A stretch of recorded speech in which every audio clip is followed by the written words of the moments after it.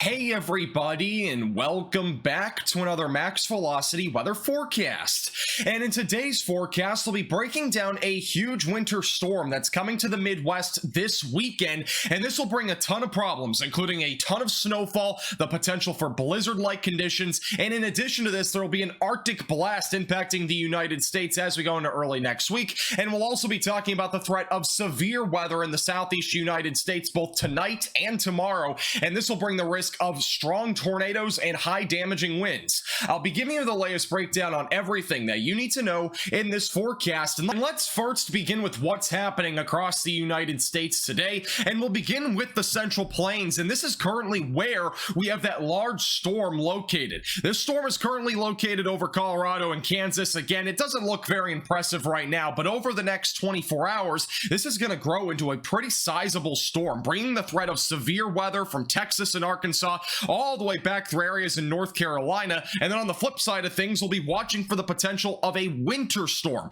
that will stretch anywhere from Kansas and Nebraska all the way back through areas in Michigan. So it's going to be a pretty large area that we're going to be watching for heavy snowfall over the next 24 to 48 hours. In addition to this, we'll be looking for some blizzard conditions as well. Back over in the southeast, we have some cloud cover there, a little bit of moisture streaming from the Gulf of Mexico. Really nothing to be concerned about in my opinion. And then back over into the northeast, overall pretty quiet activity, a little bit of some snow flurries up there, but again, nothing too crazy for today.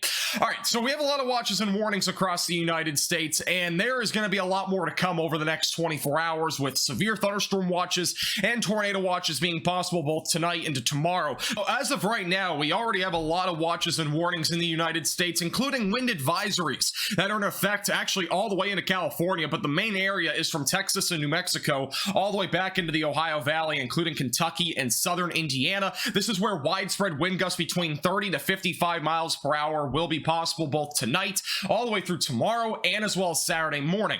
Now further to the north, this is where we have winter storm watches and warnings in effect, including winter weather advisories.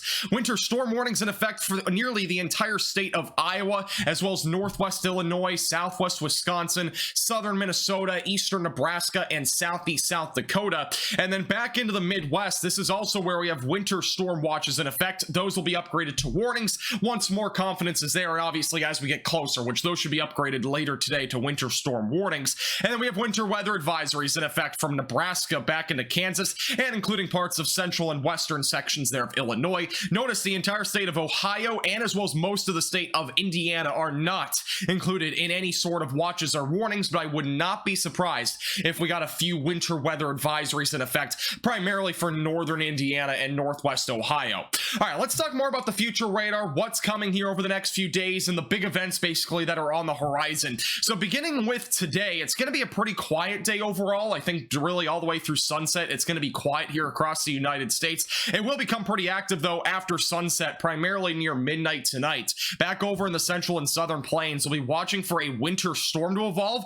In addition to this, we'll have an area of some convection developing back over in Arkansas, eastern parts of Oklahoma, northeast Texas, and back through northern Louisiana, and that's where we're going to be watching for the threat of severe weather tonight, and there will be a chance for a couple of strong tornadoes in this setup, and we'll be discussing more details on this later in this forecast. And also make sure you're subscribed to the channel. We might be going live tonight to do a full forecast discussion on this, and we'll be answering your questions, so make sure you're subscribed to the channel, click the bell icon as well so you're notified if and when we do go live. This is what we're looking at though tomorrow morning. I think overall tomorrow morning will get pretty interesting, mainly due to the fact the winter storm will start to move into the Midwest, where heavy snowfall will ramp up near the Chicago area and eventually going into Michigan as we go through the mid to late morning hours. But on the flip side of things, we're going to still be watching for severe storms stretching from Kentucky all the way back into Louisiana. Once we go closer to about lunchtime tomorrow, again, a lot of snowfall across the Midwest stretching from Iowa back into Wisconsin and as well as Michigan. On the flip side of things, severe weather will be ongoing back through Alabama and Tennessee. We might even see some near Kentucky. Wouldn't even rule out an isolated severe storm in southern Ohio. And the reason why is just because we're gonna have so much warm air advection here on the eastern side of this trough, strong southerly winds lifting moisture up to the north. So it's entirely possible if you're in southern Ohio, don't be shocked if there's a few rumbles of thunder or maybe even an isolated severe storm with maybe some quarter-sized hail, for example. It wouldn't be impossible with this sort of setup. Once we go throughout Friday evening, that snow will continue to fall in the Midwest, and then once we go into Saturday morning, we'll continue to see some snowfall in northern New England and as well as across the Great Lakes region, but a lot of that snow in the Great Lakes Saturday morning will be light. And then once we go throughout the day on Sunday and Monday, we'll be watching for lake effect snow across areas like western New York, so near Watertown and Buffalo, and as well as parts of western Michigan. Those areas will be under the gun here for the potential for some lake effect snow, and this could lead to several inches of snow as well. Additionally to what we're already going to see, we'll probably see the lake effect snow near Lake Erie and then back near Watertown, New York, probably last at least through Tuesday. It might even last a bit longer, so keep in mind, I'm going to have a more detailed forecast on this in a couple of days, so stay tuned for that. But for right now, it is definitely going to be something to watch for if you're in those areas. Now, in terms of the winter weather impacts out of this particular storm in the Midwest, the key is at the bottom of your screen, and notice there is a high likelihood at this point of seeing major travel impacts from about Kalamazoo, Michigan, back into northeast Michigan. And in addition to this, we have major travel impacts that are likely near the Chicago suburbs and the Chicago area, and then back into parts of eastern Wisconsin, including the Milwaukee area. So if you are in those areas, be very mindful that there will likely be some travel impacts tomorrow and as well as going into Saturday morning. Moderate travel impacts possible from Iowa back into Illinois and Wisconsin. In addition to this, we have moderate travel impacts that are likely across a large chunk of Michigan. So again, if you're anywhere in these areas, just make sure that you're taking it slow on the roadways. Again, travel is not advised in the sort of sense that will have major travel impacts, but obviously if it's an emergency, make sure you are taking it very slow on the roadways. Now, in terms of the wind speeds as we go into tomorrow, it's going to get windy in the Midwest. We're going to be talking about wind gusts widespread between 30 to 50 miles per hour, and this will lead to some blizzard-like conditions. I would not be surprised if we at least get a few blizzard warnings, maybe in a few counties of Michigan, maybe even eastern Wisconsin, just due to the fact the wind is going to be so high that'll lead to blowing snow and obviously will deteriorate the overall road conditions across these areas.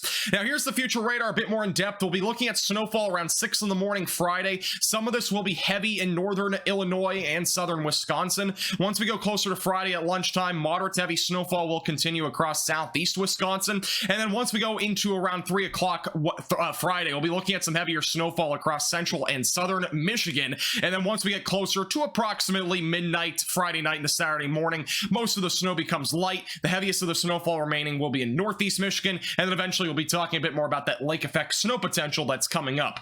Now, in terms of the snowfall accumulation, this has been a huge question mark for the last several days, and it really still is as of now, exactly how much snow everybody's going to see. But I feel like this is a pretty good, accurate representation of the overall snowfall potential out of this system for most areas. I'm not going to say every area because I could still make a lot of critiques, even about this computer model in particular, the European model. And it's showing right now that there's a chance of 12 to 18 inches of snow in the Chicago area. My forecast right now for the Chicago area is 4 to 8 inches of snow. I wouldn't be surprised though if we got close to 8 to 12 inches of snow. It purely depends on the track of this low pressure system. Further east it goes, the higher snowfall totals you'll see. If it's closer to Chicago and there's more warm air, you'll see probably around 4 to 8 inches of snow. I think it's realistic though to assume that we'll see 8 to 12 inches across northern parts of Michigan, back up in northeast Michigan, perhaps 12 to 16 inches of snow, and then back throughout Iowa, we'll probably see a widespread 3 to 6, with a few areas between 4 to 8, even in the southwest side of the state, and as well as the eastern side of the state as well. And then this area in particular, in eastern Wisconsin, I do think will have the best potential of seeing greater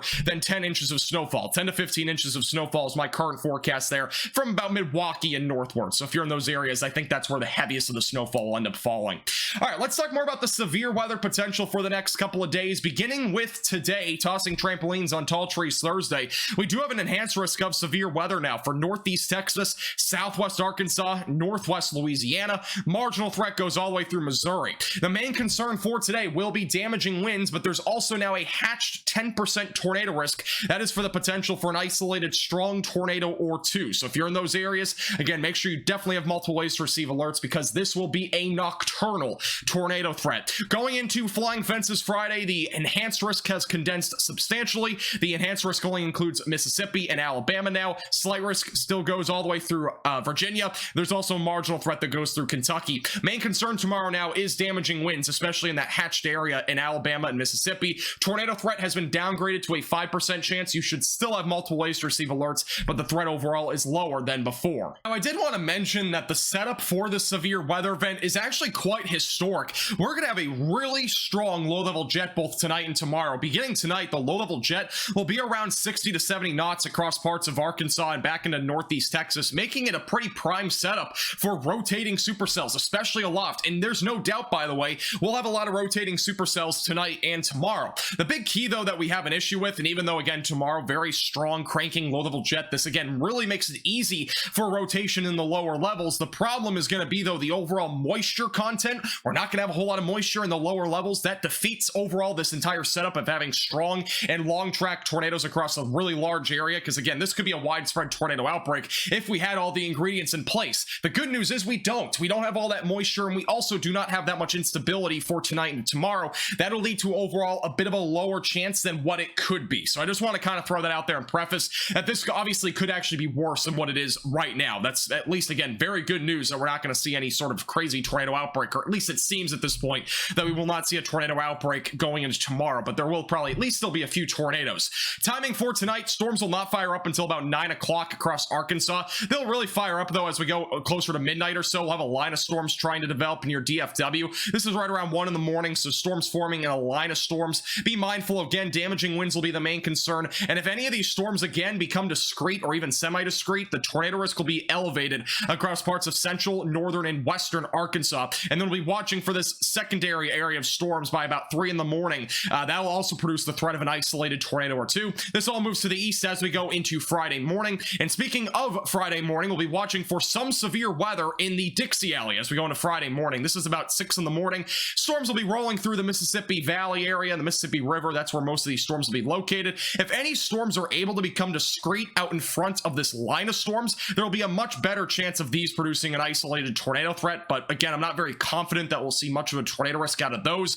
Overall, by the time we get closer to lunchtime, storms rolling through Alabama, and eventually as we get closer to 2 o'clock, storms are rolling through Georgia, and eventually by about 4, 5, 6 o'clock in the afternoon, South Carolina and North Carolina will have some thunderstorms, maybe a few isolated severe storms to go along with that as well. Thank you so much for watching. Make sure to hit the like button down below and subscribe if you've done already.